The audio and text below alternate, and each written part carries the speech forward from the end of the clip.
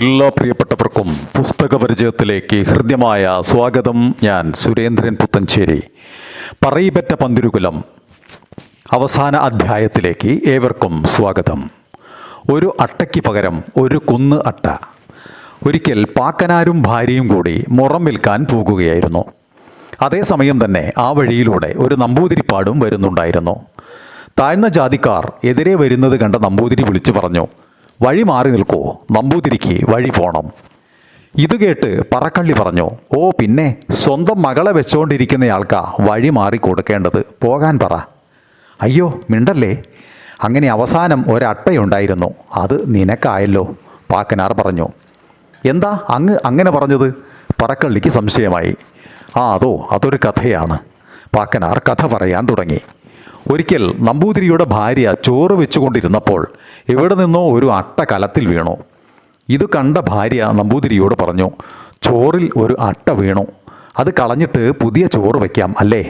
വേണ്ട, എനിക്ക് പുതിയ ചോറ് വെച്ചോളൂ, ഈ ചോറ് നമുക്ക് വേലക്കാർക്ക് കൊടുക്കാം. ഭാര്യ നമ്പൂതിരിയുടെ വാക്കുകൾ ശരിവെച്ചു. അങ്ങനെ അട്ട വീണ ചോറ് വേലക്കാരെ കൊണ്ട് തീറ്റിച്ച നമ്പൂതിരിക്കും ഭാര്യയ്ക്കും പാപം കിട്ടി. യമരാജൻ ഈ പാപത്തിനുള്ള ശിക്ഷയായി നമ്പൂതിരിപ്പാട് പരലോകത്തെത്തുമ്പോൾ ഒരു കുന്ന് അട്ട തിന്നാൻ കൊടുക്കാൻ ശിക്ഷ രേഖപ്പെടുത്തി. ഇതറിഞ്ഞ ചിത്രഗുപ്തന് ഇരിക്കപ്പുറുതിയില്ലാതായി. തന്നെ പ്രാർത്ഥിക്കുന്ന തൻ്റെ ഭക്തന് ഇത്രയും വലിയ ശിക്ഷ. യമരാജൻ്റെ കണക്കെഴുത്തുകാരനാണ് ചിത്രഗുപ്തൻ.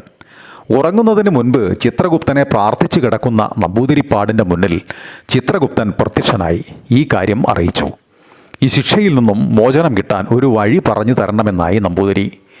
തൻ്റെ മകളെ പെട്ടെന്ന് മറ്റൊരാളെ കൊണ്ട് വിവാഹം കഴിപ്പിക്കരുതെന്നും ഇനി മുതൽ തൻ്റെ എല്ലാ കാര്യങ്ങളും മകളെ കൊണ്ട് ചെയ്യിക്കണമെന്നും പറഞ്ഞ് ചിത്രഗുപ്തൻ അപ്രത്യക്ഷനായി.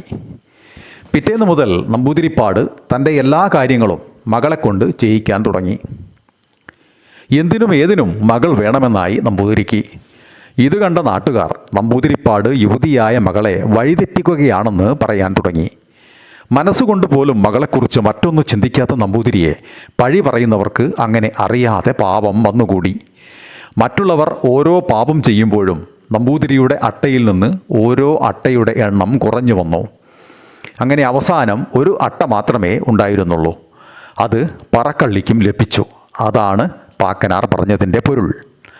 തെറ്റു ചെയ്യാത്ത ഒരാളെ പഴിക്കേണ്ടി വന്നതോർത്തും പരലോകത്ത് ചെല്ലുമ്പോൾ ഒരട്ടയെ തിന്നണമല്ലോ എന്നോർത്തും പറക്കള്ളിയുടെ മനസ്സ് വേദനിച്ചു. പിന്നീട് ഒരിക്കലും പറക്കള്ളി കാര്യമറിയാതെ ആരെയും കളിയാക്കിയിട്ടില്ല. പ്രിയപ്പെട്ടവരെ, പറയിപെറ്റ പന്തിരുകുലം കഥ ഇവിടെ അവസാനിക്കുന്നു. എല്ലാവർക്കും നന്ദി.